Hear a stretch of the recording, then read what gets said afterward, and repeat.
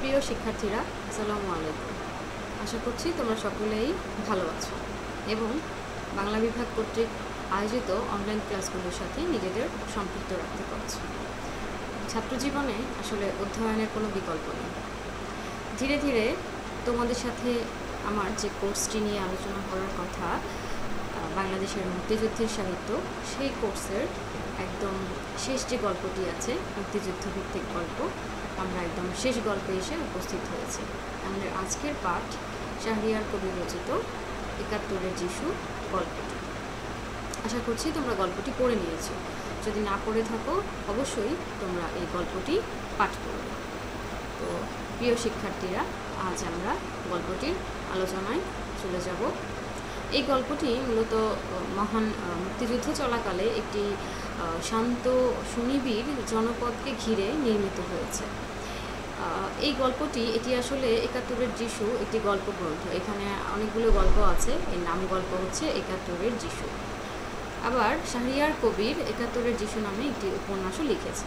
তো এই গল্পে আমরা দেখি যে উপার্জন আর গির্জার প্রার্থনায় সময় কাটানো মানুষগুলোর জীবনে যুদ্ধ কীভাবে বিহ্বলতা এবং নৃশংসতা নিয়ে হাজির হয়েছিল। যেমনটি আমরা এর আগের অনেকগুলো গল্পেই দেখেছি, যেমন ভূষণের একদিন, কিংবা আরও যে অন্যান্য গল্পগুলো আছে, পরিবানুর কাহিনী, কিংবা আমরা যদি বলি আমাকে একটি ফুল দাও। এই যে মানুষের জীবনযাপন, সহজ স্বাভাবিক জীবনযাপনে যুদ্ধ কীভাবে মানুষকে বিহ্বল করে তোলে, সেই বিষয়বস্তু কিন্তু নানা মাত্রিকতায় বা বিভিন্নভাবে বিভিন্ন ভাষায় উপস্থাপিত হয়েছে। যদিও বিষয়বস্তুগত বৈচিত্র্য আছে, তবুও মোটামুটিভাবে আমরা বলতে পারি যে প্রতিটি জীবনে কিন্তু যুদ্ধের নৃশংসতাকে প্রত্যক্ষভাবে ভোগ করেছে এবং দ্রুত বদলে যায় তাদের অভ্যস্ত দৃশ্যপট। এই গল্পেও আমরা কিন্তু সেটিই দেখেছি। হানাদারদের রোষানলে পড়ার ভয় থাকলেও দূর দূরান্ত থেকে আসা যে উদ্বাস্তু, সেই উদ্বাস্তুদেরকে আমরা দেখি যে এই গল্পে তারা আশ্রয় দিয়েছে এবং আহার এবং চিকিৎসার ব্যবস্থাও করেছে। এবং এইসব অধীর আগ্রহে সর্বাগ্রে থাকে আমরা দেখি যে রেসমন্ড নামক যে চরিত্র, সেটি, এবং যার পুরো জীবনটাই গির্জার রক্ষণাবেক্ষণে কেটেছে। এবং এদিকে আমরা দেখি যে গঞ্জ পেরিয়ে হানাদাররা গ্রামটির দিকে অগ্রসর হচ্ছে এবং সিস্টারদের নিরাপত্তার তাগিদে নৌকায় করে নিরাপদ আশ্রয়ে পালিয়ে যাওয়ার পরিকল্পনা করেন ফাদার, এবং রেসমন্ডকেও তিনি সঙ্গে নিতে চান। তো এখানে থাকলে হিংস্ররা তাকে মেরে ফেলবে, এই ভয়কে তোয়াক্কা না করে আমরা দেখি যে রেসমন্ড চরিত্রটি তার প্রিয় গ্রাম, প্রিয় গির্জা ছেড়ে কোথাও না যাবার একটি অনড় সিদ্ধান্ত গ্রহণ করে। এবং এই সিদ্ধান্ত আপাত দৃষ্টিতে ছেলে মানুষই মনে হলেও প্রকৃত অর্থে আসলে তার যে মানবিক বোধ এবং দেশপ্রেমের যে দুঃসাহসিকতা, সেই ইঙ্গিতটি কিন্তু বহন করে। এদিকে আমরা দেখি যে মুক্তিযুদ্ধে ঝাঁপিয়ে পড়ে গ্রামের একদল তরুণ, এবং অন্যদিকে রাতের আধারে নির্বিচারে গণহত্যা চালায় পাক সৈন্যরা। রেহাই পায় না আশ্রয় নেওয়া রেসমন্ডের অনেক আদরকারা বোবা শিশুটি, এবং নিঃসঙ্গ রেসমন্ড আকাশের দিকে তাকিয়ে নির্বিচারে হত্যাকাণ্ডের বদলে শান্তি প্রার্থনা করে। এবং এরই মধ্যে যেন তারই প্রার্থনা কবুল হয়েছে এমন ইঙ্গিত নিয়ে একদল মুক্তিযোদ্ধা আশ্রয় নেয় গির্জায়। ওরা তাকে স্বপ্ন দেখিয়ে পাকিস্তানি ঘাঁটি উড়িয়ে দেওয়ার জন্য চলে যায় ঠিকই, কিন্তু ফিরে আসার সময় তাদের পেছন থেকে ধাওয়া করে শত্রু সৈন্যরা। এবং গির্জায় আমরা দেখি যে পাশে যিশুর মতো ক্রুশবিদ্ধ করা মুক্তিযোদ্ধাদের আর্তচিৎকারে ঘরে লুকিয়ে থাকতে পারে না রেসমন্ড, এবং তিনি বেরিয়ে আসেন। মুক্তিযোদ্ধাদের সম্পর্কে হানাদাররা যখন জানতে চাইলে রেসমন্ড 3 বার না চেনার কথা বলেন, এবং তার মনে পড়ে যায় ফাদারের মুখে শোনা বাইবেলের পাঠ, যে মুরগ ডেকে ওঠার আগে শিষ্য পিটার 3 বার অস্বীকার করবে যিশুকে। তবে কি এই ক্রুশবিদ্ধ মুক্তিযোদ্ধারাও এক একজন যিশু? এই প্রশ্নটি তার মনের ভেতরে উদিত হয়, এবং মুক্তিযোদ্ধাদের হত্যা করা হলেও রেসমন্ড ভেঙে পড়েন না, এবং তার ভেতরে জেগে ওঠে প্রাণশক্তি। মহামন্ত্র বাইবেল মতে ক্রুশবিদ্ধ যিশুর উত্থান অনিবার্য। এই বিশ্বাসকে দৃঢ় করে তোলে আরও একদল মুক্তিযোদ্ধা তার হেফাজতে যখন শেল্টার নিতে আসে, এবং ফলে ৭১-এ নয় বরং ৭১-এর যিশু গল্পটি আসলে দেশমাতৃকার দুর্যোগে দেশপ্রেমীদের পুনরুত্থানের যে বার্তা, সেই বার্তাটিকেই আসলে ছড়িয়ে দেয়। তো তো আমরা এই গল্পটির পাঠে যাওয়ার আগে আমি প্রথমে গল্পটির ছোট্ট একটু কাহিনী বলে নিলাম। আমরা এই গল্পটির পাঠে যাওয়ার আগে আমরা শাহরিয়ার কবির সম্পর্কে কিছুটা জেনে নেব। শাহরিয়ার কবির মূলত বাংলাদেশের একজন খ্যাতনামা সাহিত্যিক, লেখক এবং সাংবাদিক। আবার তিনি প্রামাণ্যচিত্র নির্মাণ করেছেন। 1950 খ্রিস্টাব্দের 20 নভেম্বর তিনি ফেনীতে জন্মগ্রহণ করেন। লেখক হিসেবে তার প্রধান পরিচয় তিনি একজন শিশু সাহিত্যিক। তিনি তার যে প্রামাণ্যচিত্র তার মধ্যে জিহাদের প্রতিকৃতি অন্যতম। তো তিনি ঢাকা বিশ্ববিদ্যালয় থেকেই আনুষ্ঠানিক শিক্ষা সম্পন্ন করেছিলেন এবং 1972 সালে সাপ্তাহিক বিচিত্রায় তিনি সাংবাদিক হিসেবে যোগদান করেন এবং 1992 সালে তিনি নির্বাহী সম্পাদক পদে থাকেন। তো তিনি তার আরও একটি বড় পরিচয় হচ্ছে তিনি 71-এর ঘাতক দালাল নির্মূল কমিটির সাথে যুক্ত থেকেছেন এবং তার গ্রন্থতালিকা আসলে অনেক বড়। তিনি অনেক গ্রন্থ লিখেছেন, যেমন পূর্বের সূর্য, 71-এর যিশু, ওদের জানিয়ে দাও, জনৈক প্রতারকের কাহিনী, সীমান্তে সংঘাত, হানাবাড়ির রহস্য, মৌলানা ভাসানী। তিনি এই যে 71-এর যিশু যে গল্পগ্রন্থটি আছে সেই গল্পগ্রন্থে এই আরও অন্যান্য যে গল্পগুলো আছে এগুলো মোটামুটি শিশুতোষ গল্প এবং এই গল্পগুলো অনেক বেশি জনপ্রিয়তা অর্জন করেছে এবং তিনি আমরা জানি যে তিনি শিশু সাহিত্যিক। তো এই গল্পগুলো তোমরা যদি পড়ে দেখো তোমাদের অনেক আনন্দ লাভ করবে এই গল্পগুলো পাঠ করে। তো এই যে 71-এর যিশু, এই 71-এর যিশু নামে তার নাসিরউদ্দিন ইউসুফের এই উপন্যাস অবলম্বনে তার যে উপন্যাসটি আছে, আমি বলেছি যে এটি আসলে একটি গল্পগ্রন্থ, আবার শাহরিয়ার কবির একটি উপন্যাসও লিখেছেন এই 71-এর যিশু নামে এবং এই উপন্যাসটি অবলম্বন করে নাসিরউদ্দিন ইউসুফ একটি চলচ্চিত্র বানিয়েছেন। এই চলচ্চিত্রটি অনেক বেশি জনপ্রিয়তা অর্জন করেছিল এবং আমরা আজকে এই যে 71-এর যিশু যে গল্পগ্রন্থটি আছে এই গল্পগ্রন্থের যে গল্প সেই গল্পটি পাঠ করব।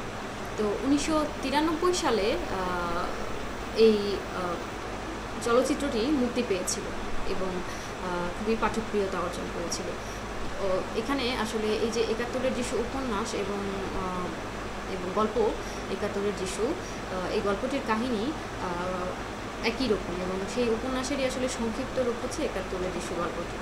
তো এই কাহিনীর প্রেক্ষাপট হচ্ছে 1971 খ্রিস্টাব্দ, পূর্ব পাকিস্তান। আমরা যেমনটি আসলে পূর্বের যে পাঠ করা যে গল্পগুলো সেই গল্পগুলোতেও দেখেছি। তো এখানে তোমরা লক্ষ্য করবে যে গল্পটি একটি জেলে পাড়া নিয়ে এবং তখনও আসলে যুদ্ধ গ্রামে ছড়িয়ে পড়েনি। জেলে পাড়ায় জেলেরা মাছ ধরে, তারপর হাটে গিয়ে সেগুলো বিক্রি করে। সেই গ্রামেও একটা চার্চও ছিল এবং গ্রামের বেশিরভাগ জেলেই খ্রিস্টান। তো প্রতি রবিবার চার্চের কেয়ারটেকার ডেসমন্ড সকালে গির্জায় ঘণ্টা বাজাতেন আর তারপর গ্রামের সব মানুষ আসতেন সেই গির্জায়। ফাদার তাদেরকে বাইবেল থেকে যিশুর গল্প শোনাতেন এবং সব কিছুই খুব স্বাভাবিক চলছিল, তাদের জীবনযাপন, সব কিছুই, তাদের পেশাগত জীবন, তাদের সাংসারিক পারিবারিক জীবন, যেগুলো আমরা যে বিষয়বস্তু আমরা দেখেছি এর আগের গল্পগুলোতে, যে যুদ্ধ এসে আসলে তাদের জীবনের যে স্বাভাবিকতা, এক একজন মানুষের জীবনে সেই স্বাভাবিকতা এক একভাবে আসলে বিনষ্ট হয়ে গেছে এবং প্রতিটি গল্পেই কিন্তু আমরা সেই যুদ্ধের নৃশংসতাকেই উপলব্ধি করি। যেমন পরিবানুর কাহিনী, আমাকে একটি ফুল দাও, কিংবা ভূষণের একদিন, যেখানে আমরা দেখি যে তার পিতৃত্ব জাগ্রত হয়, একটি মায়ের, একটি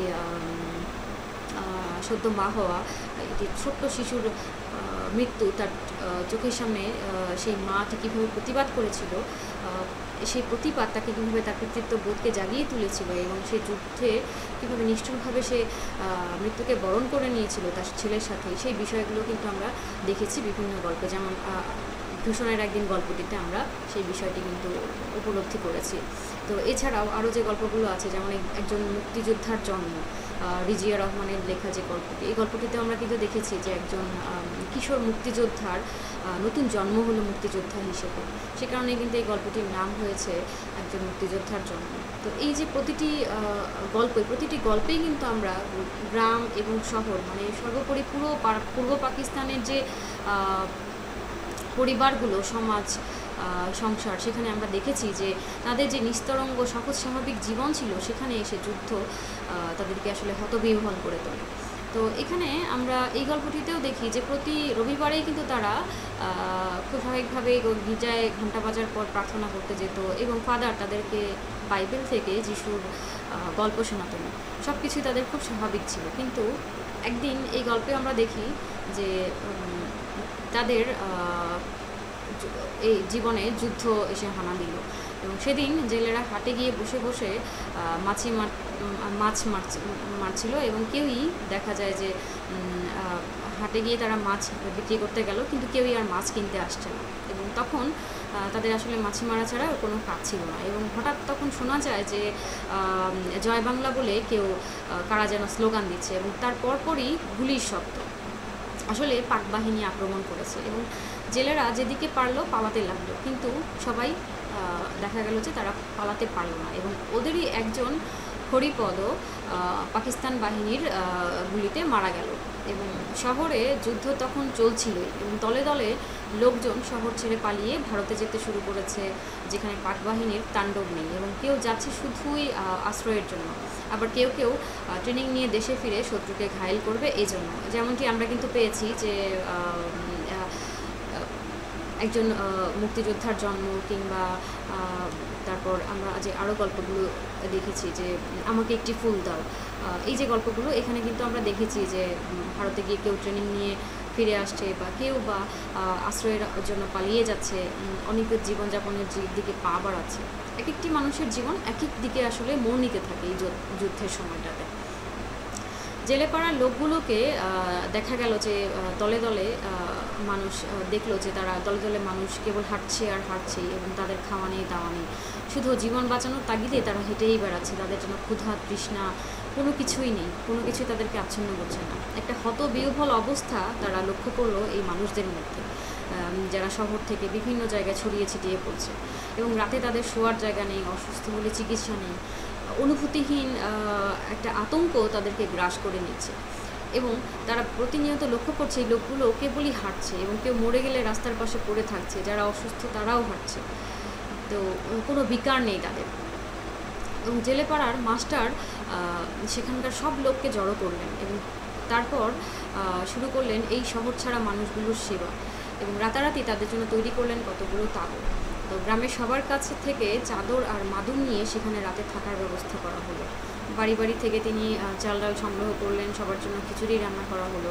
কিন্তু চিকিৎসার বন্দোবস্ত জেলেপাড়ার লোকদের থেকে হলো না বলে মাস্টার গিয়ে গির্জার ফাদারকে বললেন যে গির্জায় রাখা ওষুধ দিতে, এবং আরও বললেন সিস্টাররা যেন অসুস্থ মানুষগুলোর চিকিৎসার ভার।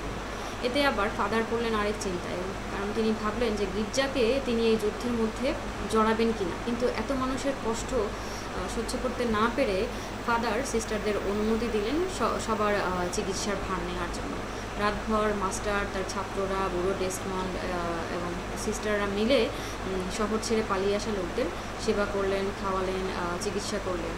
পরদিন সকালে সব লোক আবার ভারতের পথে যাত্রা শুরু করলো এবং তাঁবুগুলো আবার ফাঁকা হয়ে গেল। কিন্তু ঘুরতে ঘুরতে বুড়ো ডেসমন্ড দেখলেন যে একটা গাছের গোড়ায় একটা ফুটফুটে মেয়ে রয়ে গেছে সেই সব শরণার্থীদের থেকে। ডেসমন্ড ওর কাছে নাম, গ্রামের নাম জানতে চাইলে মেয়েটা কিছুই বলতে পারল না। পরে ডেসমন্ড বুঝতে পারলেন যে মেয়েটি বোবা এবং ডেসমন্ড এবার মেয়েটির পেছনে সময় দিতে লাগলো এবং ওকে গল্প শোনালেন, যে যিশুর গল্প, পাতার বাঁশি বানিয়ে দেয়, বাজিয়ে শোনায়, এভাবেই তার জীবন কাটতে লাগলো। এবং আরেক দিন এই গ্রামে খবর এলো যে হাতে পাক বাহিনী এসেছে, তারা হাট জ্বালিয়ে দিয়েছে, গ্রামের পর গ্রাম জ্বালিয়ে দিচ্ছে, যাকে পাচ্ছে তাকেই গুলি করে মারছে। যেমনটা আমরা আসলে যুদ্ধের যে চিত্র, সেই চিত্র আসলে প্রায় প্রতিটি সাহিত্যকর্মেই দেখি যে এভাবে জ্বালিয়ে পুড়ে যে নৃশংসতা, বর্বরতা এবং মর্মান্তিক যে হামলা, এগুলো আসলে সমস্ত গ্রাম, সমস্ত চরাচরই আসলে সংঘটিত হয়েছে।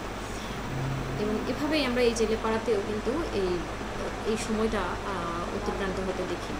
এবং আরেক গ্রামের গির্জার ফাদারকে বেয়নট দিয়ে খুঁচিয়ে খুঁচিয়ে মেরে ফেলেছে, সেটিও তারা জানতে পারে। এবং তখন দেখে যে শিশু, বৃদ্ধ, জোয়ান, বুড়ো, ফাদার, জেলে কাউকেই তারা ছাড়ছে না, সবাইকে মারছে। তো এতটাই বর্বর হয়ে উঠেছিল পাকিস্তানি হানাদার বাহিনী, এবং গ্রামের সব লোক দেখা যায় যে ভয়ে পালাতে লাগলো। এবং গির্জা ছেড়ে পালিয়ে গেলেন স্বয়ং ফাদার, কেবল থেকে গেলেন বুড়ো ডেসমন্ড আর ওই ফুটফুটে যে মেয়েটিকে সে লালন পালন করতো, বোবা মেয়েটি। তো এদিকে আবার সেই জেলে পাড়াতেও পাক বাহিনী এসে পড়লো, এবং ডেসমন্ড মেয়েটাকে বললেন যে ঘর থেকে বের না হতে, এবং নিজে দেখতে গেলেন বাইরের অবস্থা। তো এই অবস্থা দেখতে গিয়ে তিনি দেখলেন যে পাক বাহিনী এসে সবাইকে বাড়ি থেকে বের করে মারতে লাগলো। এবং গ্রামে ফিরে এসে ডেসমন্ড দেখলেন পুরো গ্রাম তারা জ্বালিয়ে দিয়েছে, এবং কিছুই আসলে বাকি রাখেনি। যত বাড়ি ছিল সব জ্বালিয়ে দিয়ে গেছে, এবং যত মানুষ ছিল সবাইকে মেরে ফেলেছে, কেউ বেঁচে নেই। মেয়েদেরও ওরা মেরে ফেলেছে, অত্যাচার করেছে, যেগুলো আমরা ইতিপূর্বে অনেকগুলো গল্পে পেয়েছি, নারীর উপর যে অত্যাচারের যে চিত্র।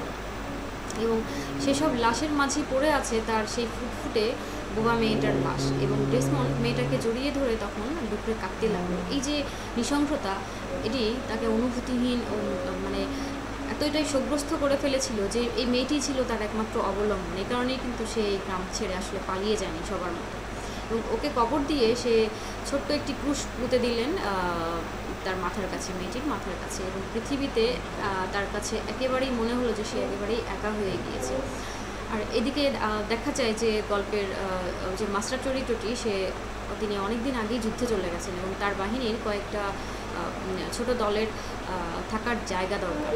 তখন মাস্টার ওদের একটা দলকে পাঠিয়ে দিলেন ডেসমন্ড কাকার কাছে। এবং ডেসমন্ড কাকাও অনেক আগেই বুঝে গেছেন যে এই যুদ্ধ আসলে সবার যুদ্ধ, এই যুদ্ধ কোনো রাজনৈতিক যুদ্ধ নয়, এই যুদ্ধটি আসলে জীবনের জন্য যুদ্ধ। এবং তখন তিনি সবাইকেই ভাবলেন যে সবাইকেই আসলে ঐক্যবদ্ধ সংগ্রাম করতে হবে, কিছু না কিছু করতে হবে, প্রত্যক্ষ হোক বা পরোক্ষে হোক এই যুদ্ধে অংশগ্রহণ করতে হবে। সরাসরি অংশগ্রহণ করতে না পারলেও সহযোগিতা করতে হবে মুক্তিযোদ্ধাদের। এই যে অনুভূতি, এই যে চেতনার বোধ তার ভেতরে জাগ্রত হলো, এ থেকেই সে তিনি অনুপ্রাণিত হলেন তাদেরকে আশ্রয় দিতে। এবং তিনি তখন সেই গির্জার পাশে ছোট্ট একটি ঘরে থাকেন, এবং সেখানে তাদেরকেও থাকতে দিলেন, মুক্তিযোদ্ধাদেরকে তাদের খাওয়ালেন, যত্ন নিলেন, এবং ওরা এখান থেকেই যুদ্ধের প্রস্তুতি নিতে লাগলো।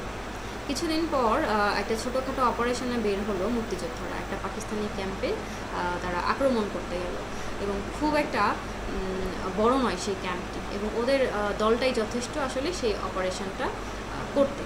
এবং ডেসমন্ড কাকার কাছ থেকে তারা দোয়া নিয়ে বেরিয়ে গেলেন, এবং তারপর প্রচণ্ড যুদ্ধ করে হারিয়ে দিলেন ক্যাম্পে থাকা পাক আর্মিদেরকে, এবং ওদের সবাইকেই যুদ্ধে মেরে ফেলল।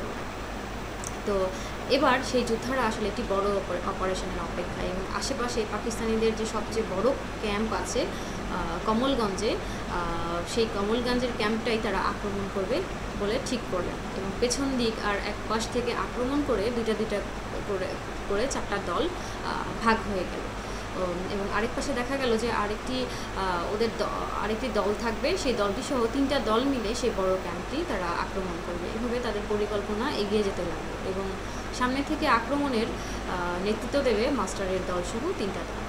তো এই যে সব প্রস্তুতি নিয়ে তারা ডেসমন্ড কাকার কাছ থেকে দোয়া নিয়ে বেরিয়ে গেলেন কোমলগঞ্জের উদ্দেশ্যে। এবং কোমলগঞ্জ ক্যাম্পে শুরু হলো তাদের যুদ্ধ। এতটাই ভীষণ ছিল সেই যুদ্ধ যে ওখানে পাকিস্তানি বাহিনীর যে ক্যাম্পটি সেটিও আসলে খুব মজবুত, এবং কোনোভাবেই সেটি আসলে দখল করা যাচ্ছিল না।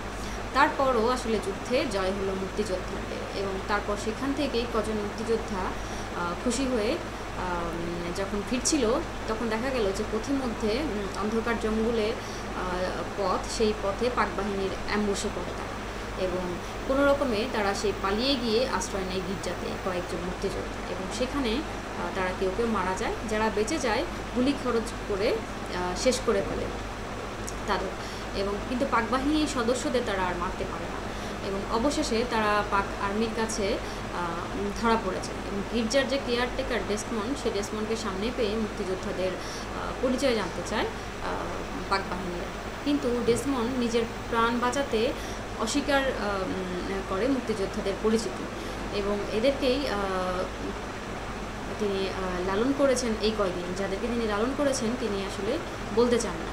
এবং পাক আর্মি গির্জার সামনে রাখা যিশুর যে ক্রুশবিদ্ধ মূর্তি সেটি দেখে অনুরূপভাবে ক্রুশবিদ্ধ করে এই 3 জন মুক্তিযোদ্ধাদের এবং মাঠের মধ্যে টানিয়ে দেয়। প্রচণ্ড বিষাদ নিয়ে কাঁদতে থাকে ডেসমন্ড এবং তার কি আসলে কিছুই করার ছিল না? এই যে প্রশ্ন নিজের ভেতরে, সেই প্রশ্নটি তাকে আসলে অপরাধ বোধের মধ্যে ফেলে দেয় যে তিনি আসলে কিছুই করতে পারলেন না। এবং এই যে একটি পরিণতি, এই পরিণতি তাকে অসহায় করে তোলে। তোমরা যদি গল্পের শেষ দিকে লক্ষ্য করো, খুব সুন্দর একটি সমাপ্তি আমরা এই গল্পে দেখেছি যে তার ভেতরে জেগে ওঠে যিশুর চেতনা। যে তিনি বলেন যে বুড়ো ডেসমন্ড কয়েক লক্ষ যীশু খ্রিস্টকে দেখতে ঝরঝর করে কেঁদে ফেলল। এটি ছিল গল্পের শেষে। এবং তিনি বলছেন যে ডেসমন্ডের চোখের সামনে তখন মুঠিলিখিত সুসমাচারের শেষ কথাটা নিচে বেড়াতে লাগলো। আর দেখো, আমি যুগান্ত পর্যন্ত প্রতিদিন তোমাদের সঙ্গে সঙ্গে আছি। শব্দগুলো ধীরে ধীরে লক্ষ লক্ষ ক্রুশবিদ্ধ যীশু খ্রিস্ট হয়ে গেল। আসলে এখানে এই যে উপলব্ধি যে মুক্তিযোদ্ধারা, এই যে ভিন্ন ধর্মাবলম্বী ডেসমন্ড, তার চেতনায় ধরা পড়লো যে এই যে মুক্তিযোদ্ধারা যারা নিহত হলেন তার চোখের সামনে, এই মুক্তিযোদ্ধারাই আসলে এক একজন যীশু খ্রিস্ট এবং তারা এই ক্রুশবিদ্ধ হয়ে লক্ষ লক্ষ যীশু খ্রিস্টে পরিণত হয়েছে।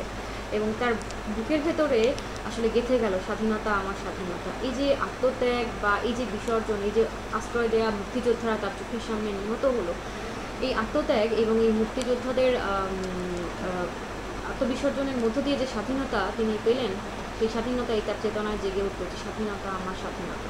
এবং তিনি আসলে তখন মনে করলেন যে এই মুক্তিযোদ্ধারাই আসলে তার যীশু খ্রিস্ট। এবং তিনি তার হাসি মুখ, উজ্জ্বল চোখ, এই যে মুক্তিযোদ্ধা, 3 জন মুক্তিযোদ্ধা, সেই 3 জন মুক্তিযোদ্ধাকে তিনি দেবদূত মনে করলেন। যে তাদের মুক্তোর মতো তাদের ঘাম, তারা আগের মতো 3 জন মুক্তিযোদ্ধা, কিন্তু তারা যেন যীশু খ্রিস্ট হয়ে উঠেছে। তো এই যে চেতনার যে রূপান্তর বা এই যে চেতনার যে এই যে পরিণতি বা পরিপক্কতা, সেটিই কিন্তু আমরা এই গল্পের শেষ দিকে দেখি। তার অনুভূতিতে তিনি মুক্তিযোদ্ধাদেরকে একটি অনবদ্য স্থানে নিয়ে গিয়েছেন বা খুব সুন্দর মর্যাদার আসনে আসীন করে তুলেছেন। এর মধ্য দিয়েই কিন্তু গল্পটি শেষ হয়ে গেছে। যদিও তার ভেতরে তিনি খুব প্রচণ্ড বিষাদ নিয়ে কাটতে থাকেন, তবুও তার উপলব্ধি হয় যে এই মুক্তিযোদ্ধাদের আত্মত্যাগ তাদেরকে স্বাধীনতা এনে দিয়েছে, যে স্বাধীনতা তাদের সকলের। এবং এর মধ্য দিয়েই আসলে গল্পটি শেষ হয়ে যায়। তো আশা করছি প্রিয় শিক্ষার্থীরা তোমরা এই গল্পটি পাঠ করেছো এবং গল্পটি তোমরা বুঝতে পেরেছো। আসলে প্রতিটি গল্পই খুব সহজ এবং সুন্দর, তবুও আমরা যে ইতিহাসের সাক্ষী হয়ে থাকা যে মানব চরিত্রগুলো, সেই মানব চরিত্রগুলোকেই কিন্তু আমরা নানাভাবে এই যে গল্পগুলো, 8টি গল্পে নানাভাবে উপস্থাপিত হতে দেখি। এক একজন গল্পকারের ভাষা এক এক রকম, এক একজন গল্পকারের উপস্থাপন রীতি এক এক রকম। প্রতিটি গল্পই খুব সুন্দরভাবে আসলে আমাদের চেতনায় এই বর্তমান সময় পর্যন্ত আমাদের চেতনায়, আমাদের উপলব্ধিতে আমাদেরকে আসলে জাগিয়ে তোলে। একটা নতুন বোধ, একটি দেশমাতৃকার প্রতি একটি ভালোবাসা, শ্রদ্ধাশীলতা, সেটি কিন্তু জাতীয়তাবাদের যে চেতনা, সেটি আমাদের ভেতরে জাগিয়ে তোলে। তো আশা করব প্রিয় ছাত্ররা তোমরা 8টি গল্পই খুব সুন্দরভাবে পাঠ করবে এবং পড়ে শেষ করবে। আমরা আগামী ক্লাসে এই গল্পগুলোর একটি তুলনামূলক আলোচনা এবং গল্পগুলো থেকে কী ধরনের প্রশ্ন হতে পারে সেই প্রশ্নভিত্তিক একটি পর্যালোচনা করার চেষ্টা করব। আশা করছি তোমরা সকলেই এই ক্লাসগুলো দেখবে এবং কোনো প্রশ্ন থাকলে আমাকে জানাবে। তো তোমাদের সুস্থতা কামনা করে আজকের ক্লাস আমি এখানে শেষ করছি।